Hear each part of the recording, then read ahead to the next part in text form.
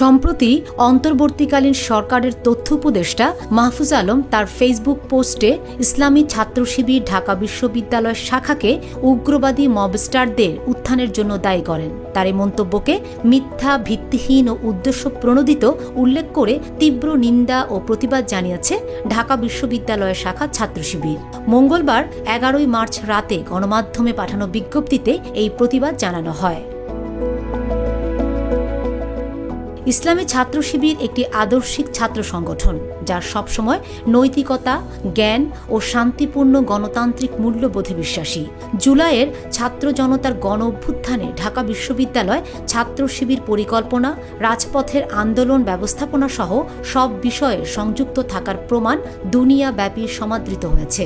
ঢাকা বিশ্ববিদ্যালয় ছাত্র শিবির গণ অভ্যুত্থান পরবর্তী সময়ে রাষ্ট্র সংস্কার ও পুনর্গঠনের মধ্য দিয়ে নতুন বাংলাদেশ বিনির্মাণ সরকারকে সার্বিক সহযোগিতা করেছে।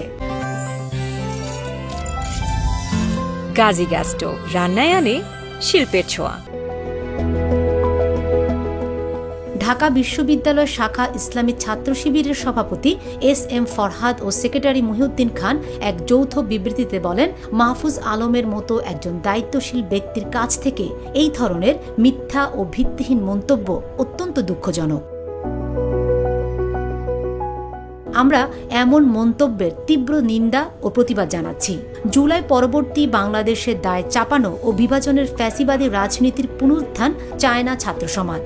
রাষ্ট্র সংস্কারের এই মোক্ষম সময়ে সরকারের একজন দায়িত্বশীল ব্যক্তির কাছ থেকে একটা নির্দিষ্ট ছাত্র সংগঠনকে টার্গেট করে এমন উদ্ভট, বানোয়াট, ভিত্তিহীন ও উদ্দেশ্য প্রণোদিত প্রচারণা বাংলাদেশের রাজনৈতিক বিভাজনকে বৃদ্ধি করবে। নেতৃবৃন্দ আরও বলেন, মাহফুজ আলমের এই ধরনের বক্তব্য ছাত্র সংগঠনগুলোর সাথে সরকারের পারস্পরিক সহনশীলতা ও শ্রদ্ধাবোধ কমাবে, রাষ্ট্রের স্থিতিশীলতা নষ্ট করবে, যা একই সাথে গণতান্ত্রিক মূল্যবোধের সাথে সাংঘর্ষিক। Fatema Shilu, GTV news.